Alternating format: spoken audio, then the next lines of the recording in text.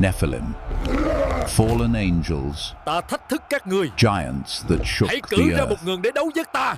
Before the world was washed clean by the flood, there walked among men beings so terrifying, so corrupted, that even the strongest trembled in their shadow.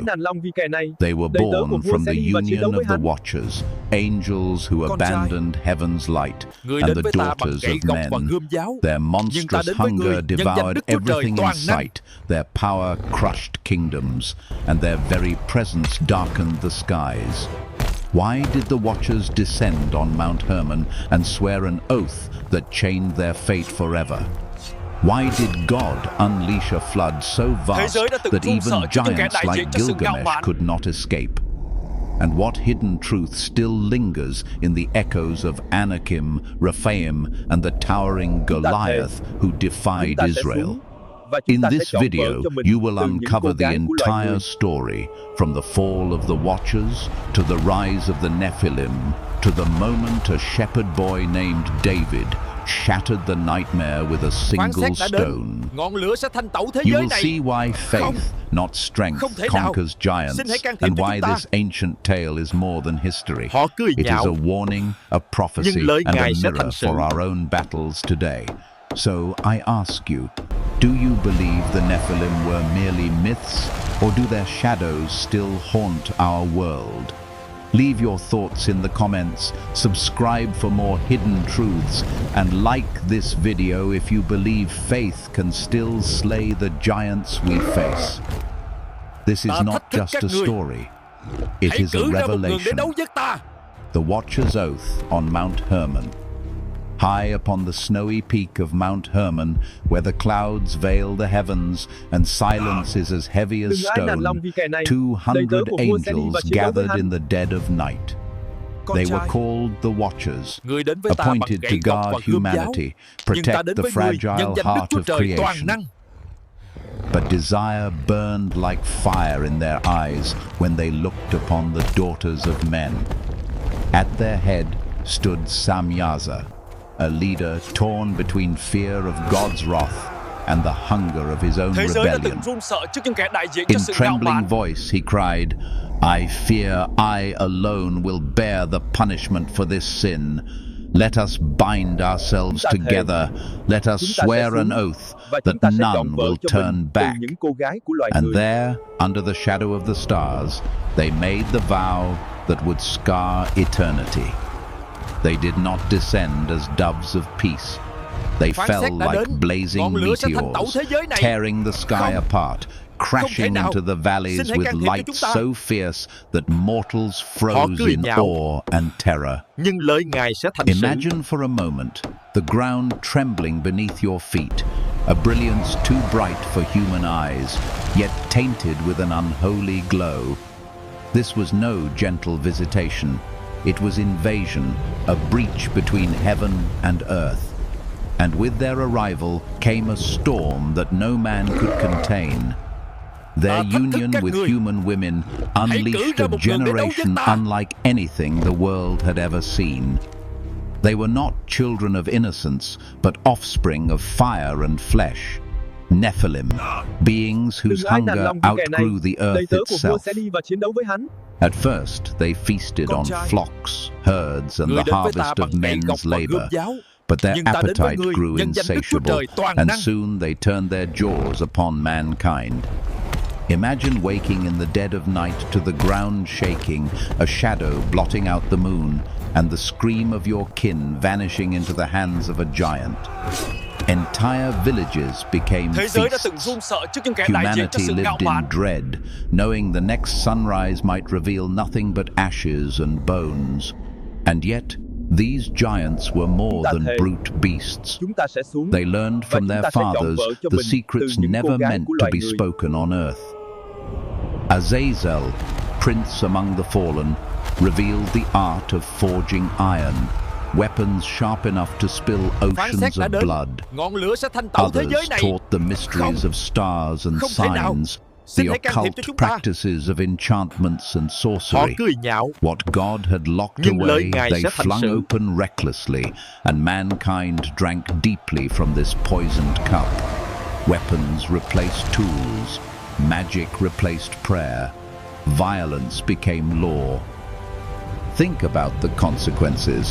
When knowledge is torn from its rightful order, it does not bless, it curses. Just as nuclear power can light a city or annihilate one, so too did forbidden wisdom twist the very fabric of creation. The land itself groaned. Crops withered, skies dimmed, even beasts were bred into abominations that stalked the night. The world was unraveling under the weight of secrets too heavy for mortal hands. But what lesson lies here for us? Even today, humanity wrestles with forbidden knowledge, technologies, powers, and pursuits that promise greatness but conceal destruction. The story of the Watchers is not only ancient myth, it is a mirror. How many times do we chase what shines without asking if it heals? How often do we hunger for mastery only to find chains around our own necks? The oath of Hermon whispers still. What we bind ourselves to in pride may become the very curse that devours us. And as the giants multiplied, so too did their cruelty. They were crowned kings, worshipped as gods by trembling tribes. Their names carved into legend. Heroes of old, mighty in fame, but monstrous indeed. They ruled with fists of iron and voices like thunder, demanding sacrifices of flesh, demanding worship that belonged to God alone. Some believe echoes of them are found in the myths of Greece, in the tales of titans who rose against Olympus, or the mighty Gilgamesh, a man said to be 2/3 divine. The pattern repeats across cultures like shadows cast from one ancient fire. Still, beneath this nightmare, hope flickered. For in every generation there are voices that rise against corruption. One man, a prophet, would stand and speak fire into this darkness. His name was Enoch. He walked with God while the world walked with monsters.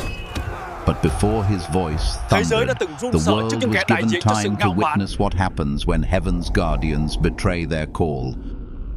The oath on Mount Hermon was not just a pact between angels, it was the seed of every rebellion that followed, the origin of arrogance dressed as freedom. And that seed would grow into giants, not only of flesh, but of fear, towering above humanity until even the bravest felt like insects in their presence. The lesson is piercing. Fear magnifies the enemy, but faith alone measures them rightly. The Nephilim became the nightmare that haunted every story told around the fire. Mothers whispered warnings to children. Fathers sharpened their blades, knowing they were useless against creatures that could crush men like ants.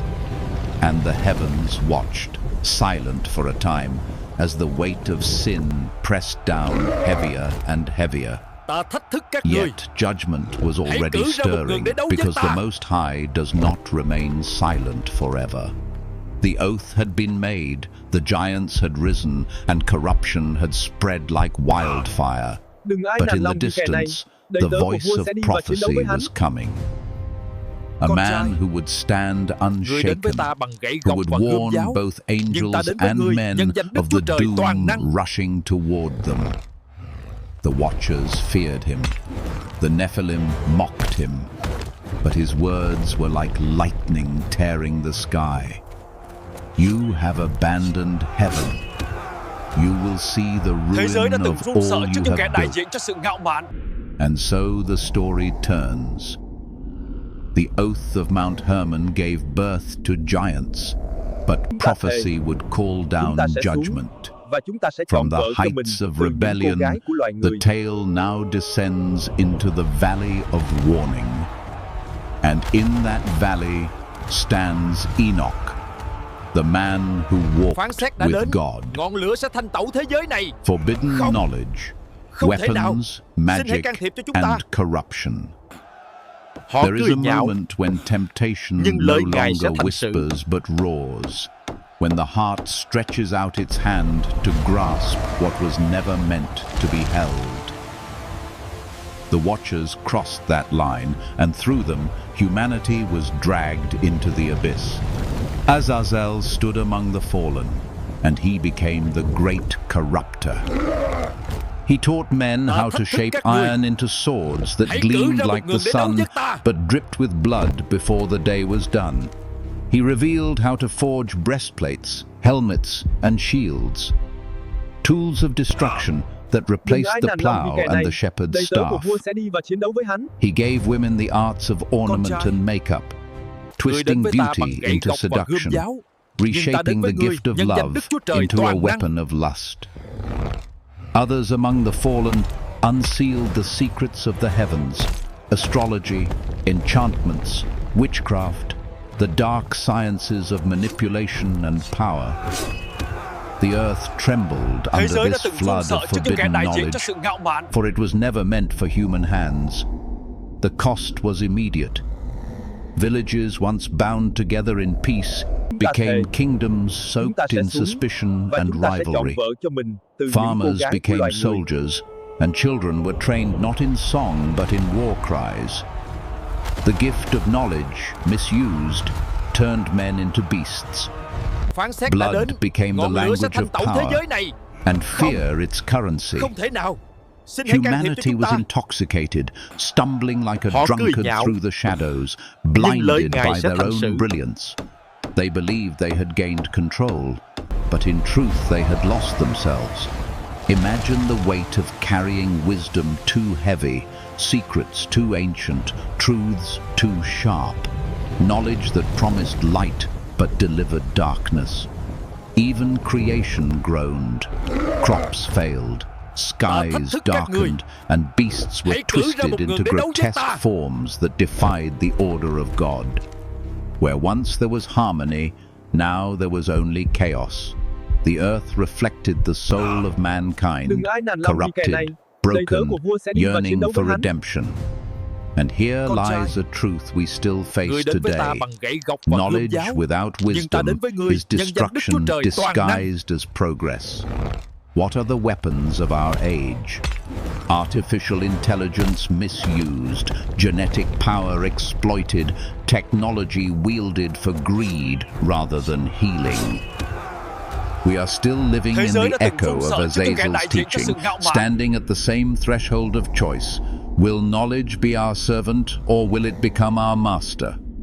The Bible whispers this warning not to bind us in fear, but to free us from repeating the same mistakes.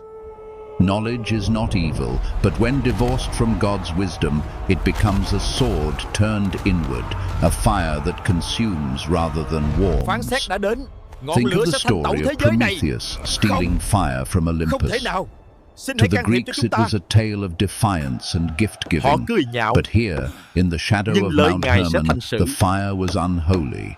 It was not stolen light, but stolen poison. Humanity drank deeply, and the poison spread until even the strongest cried out for deliverance. And in that silence, a voice rose, not from the giants, not from the fallen, but from a man who walked with God. Enoch, the prophet who spoke against heaven. In the midst of corruption, when fear drowned hope and violence ruled every city, there was one man who stood apart. His name was Enoch. He was no warrior with a sword, no king with armies, but a prophet with words forged in the fire of heaven. He walked with God, and because of that walk, he saw what others could not. He saw the unfolding of judgment, the heavens preparing for war, the very mountains trembling before the wrath to come. His voice thundered in the wilderness. You sons of heaven, you have abandoned your home and defiled the earth. The Most High sees, and he will judge. The watchers who once stood tall in pride now bent low in fear. They came to Enoch, their radiant forms dimmed, their voices trembling. Prophet, intercede for us. Carry our petition to the Creator. Beg for His mercy. Imagine the sight. Angels who had terrified nations now pleading like children before one righteous man. And with a heavy heart, Enoch carried their plea. He stood before the throne of God with sorrow etched on his face. But the answer was unshakable. There would be no mercy. The sentence was sealed. The giants, their sons, would be slain before their eyes. The watchers themselves would be bound in chains of darkness until the final day. Enoch returned, and his words were a sword sharper than any forged by Azazel. There will be no peace for you. His prophecy was not just a message, it was lightning splitting the sky, a declaration that corruption had reached its limit. The fallen wept, the giants raged, but the decree could not be undone. For us today, the lesson of Enoch burns with relevance. He reminds us that a single voice of faith can shake the powers of darkness. That when all others are silenced by fear or corrupted by compromise, one person walking with God can become the loudest sound in creation. Enoch did not conquer with weapons or armies. He conquered with obedience, with truth, with a life aligned to the will of the Almighty. Think of the giants in your own life, the addictions, the lies, the fears that seem unbreakable. Like the Nephilim, they loom large, casting shadows that seem endless. But just as Enoch stood unflinching before the watchers, so too can faith stand unflinching before your battles. The giants may roar, but their end is written. The powers that threaten may rise high, but they are destined to fall. And in this truth lies healing. You are not powerless. Enoch's message flows like a river into the story yet to come. The giants continued their reign, arrogant in their power, but their end was racing toward them. And in the midst of chaos, God prepared a man, simple and faithful, to carry hope on wooden beams across a sea of judgment. His name was Noah, and through him the storm would come and the world would be remade. Noah and the ark. Judgment unfolds. While the earth trembled under the weight of giants, one man walked differently. Noah, not a warrior, not a king, but a man of faith. His hands were calloused from labor, his heart pure in a generation drowned in sin.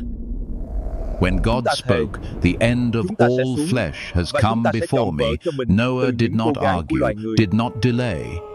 He picked up his hammer and began to build.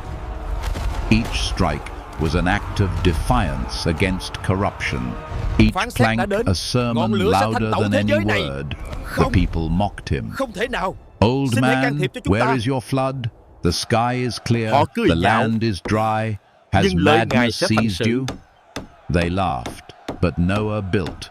For decades he built, and his persistence became the rhythm of prophecy. Meanwhile, the heavens stirred. Raphael seized Azazel, binding him in chains of fire and casting him into an abyss of darkness. Gabriel sowed fear among the Nephilim, turning brother against brother in a war of blood. The very armies of heaven moved while Noah labored on earth. His ark became a beacon, a silent monument of hope in a sea of ridicule. Imagine the sight. Beasts of every kind marching two by two, guided by a whisper no human ear could hear. Lions alongside lambs, serpents beside doves, all converging under the hand of the Almighty. And on the seventh day the door shut, sealed not by Noah's hand, but by God's own. Thế giới A đã từng terrible run sợ trước những kẻ silence đại diện fell, cho sự ngạo mạn. the kind that presses against the chest and steals the breath. The flood, the drowning of the giants. Then the silence shattered. The fountains of the deep erupted. The windows of heaven broke open, and rain poured not in drops, but in torrents. Walls of water crashing against the earth. Thunder cracked like the voice of God, and the land split open as rivers of judgment swallowed cities. The Nephilim, towering and proud, climbed the highest mountains, roaring their defiance. Some believe even Gilgamesh himself cursed the heavens before being pulled beneath the waves. But water does not fear height, nor does judgment spare arrogance. The mighty were dragged down, their voices silenced in the abyss. Humanity screamed alongside giants, the cries blending into one final wail before the waters covered all. For 40 days and nights the world drowned. Mountains vanished. Villages became memories. No flesh survived except those sheltered in the ark. Imagine the ocean stretching endlessly. No horizon, no shore. Only a wooden vessel floating on the tears of God's wrath. And yet, within that vessel, life breathed. A new beginning waited. This is the paradox of judgment. Destruction for the corrupt, salvation for the faithful. Even in wrath, there is mercy. And here is the lesson. You may be mocked for standing in faith, ridiculed for obedience, but when the storm comes, faith becomes the only shelter. What ark are you building in your life? Is your obedience preparing you for the floods that will test this world? Comment below what giants you are facing today, because like Noah, your story of faith may inspire another. Echoes of the Giants, from Canaan to Goliath. When the waters receded, the ark rested on Ararat, and a rainbow stretched across the sky, God's covenant of mercy. But whispers remained. Legends of Anakim, Rephaim, and towering warriors haunted the land. When Moses sent spies into Canaan, 10 trembled. We saw giants there, sons of Anak. We were like grasshoppers in their eyes.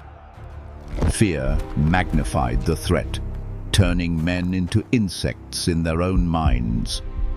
Yet 2 stood firm, Joshua and Caleb. The Lord is with us. They are bread for us to eat.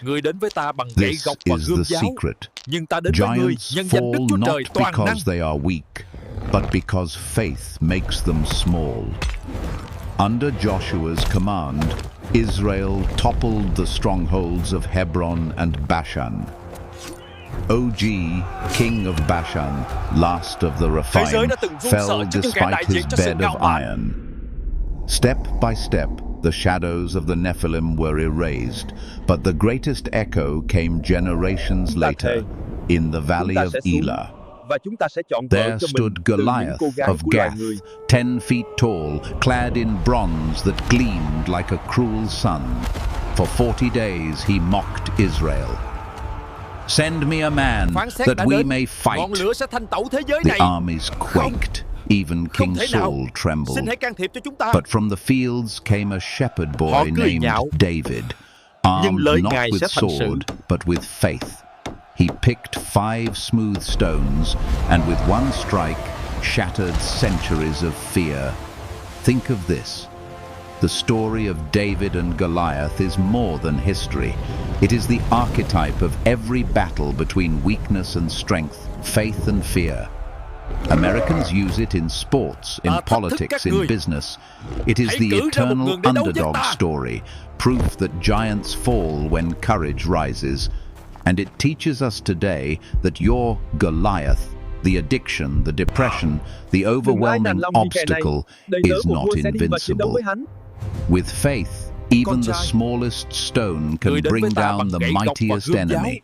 Nhưng ta đến The với ngươi, echoes nhân of the danh Đức Chúa Trời giants toàn remind năng. us that fear magnifies, but faith liberates. The Watchers are bound, the Nephilim drowned, but their shadow lingers as a warning. The question is not whether giants exist. The question is whether you will see yourself as a grasshopper or as a warrior of faith. Which will you choose? The story of the Nephilim is not just ancient history, it is a mirror held up to every soul alive today. Long ago, giants walked the earth, born of fallen angels who swore their oath on Mount Hermon. They descended in blazing fire, and from their corruption came a generation of giants who devoured the land, the Anakim, the Rephaim, the monstrous beings whose shadows swallowed entire nations. They fell to their hunger, to their arrogance, and to their lust for forbidden knowledge. And in the end, God unleashed the flood, drowning every last one who mocked his warning. The world was washed, Noah's ark carried hope, and a rainbow became the sign of mercy. But echoes remained.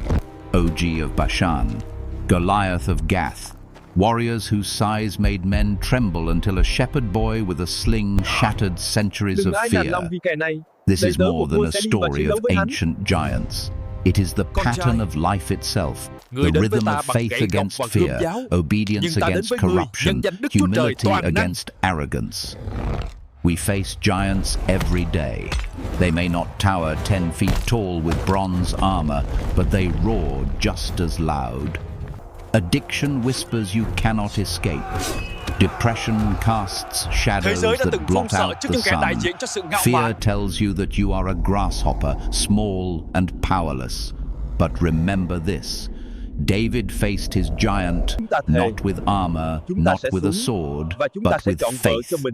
He declared, "I come against you in the name of the Lord of hosts." And with one stone, he proved that giants fall when faith stands tall. And you, watching this now, carry the same power. The Nephilim were mighty, but they fell. The Watchers seemed unstoppable, but they were bound in chains of darkness. Giants crumble when faith rises. What lessons burn through this story for us today? First, forbidden knowledge without wisdom destroys. Azazel gave weapons, magic, sorcery, but instead of progress, it brought ruin. Look around our world. Technology, power, wealth, tools that can heal. But when misused, they enslave. Are we repeating the same cycle? Chasing light that blinds us instead of light that guides us. Second, fear magnifies enemies. Israel's spies said, "We were like grasshoppers." Not because the Anakim were truly invincible, but because fear shrinks faith. How many dreams die because fear screams louder than hope? And third, faith transforms weakness into victory. David's sling is proof that size does not define power. Faith does.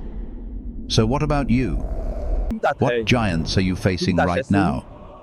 What battle do you carry into tomorrow? Is it the silent war of anxiety, the crushing weight of failure, the temptation to give up? Or is it the hunger for something forbidden that promises joy but hides destruction? Comment below the giant you are fighting.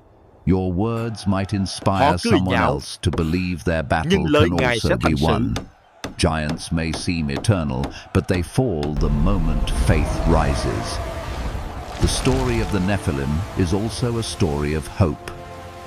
After the flood, God set a rainbow in the sky, not as a decoration, but as a covenant of mercy. He was saying, "Even when judgment comes, my mercy endures." That promise still holds today. You may feel like the storm is drowning you, like the waves are higher than the mountains. Đừng ai nản lòng vì kẻ But này. the ark of Đầy tớ của faith vua sẽ đi is và chiến đấu still với hắn. open. God still trai, makes covenants, Người still đến với ta bằng rescues, gậy gộc và still gươm giáo, nhưng saves. ta đến với ngươi nhân danh Đức Chúa Trời This toàn is năng. the healing power hidden in the darkest story. The reminder that judgment and mercy walk hand in hand, and mercy always has the last word. And here is a challenge for you. When you Thế giới look đã at từng your run sợ life, trước những kẻ đại do diện you cho sự see ngạo mạn. yourself as a grasshopper or as a warrior of faith? The Israelites trembled before giants, but Caleb and Joshua declared, "They are bread for us." David stood before Goliath and saw not a giant, but an opportunity for God's glory. How do you see your giants? Will you run Phán xét or đã will đến, you ngọn lửa rise? sẽ thanh tẩu thế giới này. This is the question Không. that lingers, Không thể the nào. question that Xin hãy can decides thiệp cho whether chúng ta. history repeats or faith cười rewrites the nhạo. story. Nhưng The lời Ngài Nephilim sẽ were thành sự. destroyed, but their memory is a warning. Arrogance leads to downfall, corruption ends in ruin, but faith leads to victory. This is why we tell these stories, not to glorify monsters, but to remind ourselves that even the mightiest darkness can be shattered by light. So, if you are standing in front of your own mountain, if the shadow of your own Goliath is pressing down, remember this: giants fall, faith endures. You carry the same truth that has echoed through the Đừng ai nản lòng centuries. vì kẻ này. It is not Đầy tớ của vua strength sẽ đi và that chiến đấu với conquers hắn. giants. It is Con faith. trai, If Người this đến với ta story bằng has gậy touched gộc you, và gươm if giáo, you feel its nhưng ta power đến với stir ngươi nhân something danh in Đức your Chúa Trời soul, toàn năng. then take a moment to share your heart in the comments. Which part of this story moved you most? Do you believe the Nephilim were real? Or are they simply a symbol of the giants we face within? Your voice matters, Thế giới đã từng run and your sợ trước những kẻ reflection đại may diện cho bring sự ngạo light to mạn. someone else's dark valley. And if this video brought value to your spirit, if it helped you find light in the midst of heavy shadows, I invite you to support this journey, not with grand gestures, but with simple acts of energy. A like, a subscribe, a word of encouragement in the comments, even sharing this story with someone who needs Phán hope. xét đã đến, ngọn lửa These sẽ are thanh not tẩu thế small giới này. things. They are priceless. Không They thể keep nào. this work Xin hãy can alive. thiệp cho chúng ta. They let the message of truth, healing, Họ cười and nhạo, faith reach hearts that nhưng are lời Ngài starving sẽ for thành it. sự. Every single gesture is fuel for the fire. So as we close, hold this truth. The story of giants is the story of us. The same God who bound the watchers, who drowned the Nephilim, who strengthened David, is the God who walks with you today. The covenant of mercy still shines in the sky. The voice of faith still silences fear, and the promise remains unbroken. Giants fall, faith endures. And you, yes, you are called not to be crushed by shadows, but to shine as light in the darkest places. Thank you for walking this journey with me. From my heart, I am grateful. And together, with every like, every subscribe, every comment, we will keep telling the stories that heal, that inspire, and that remind us all, even in the face of giants, Thế giới đã từng run sợ faith trước những kẻ đại wins. diện cho sự ngạo mạn.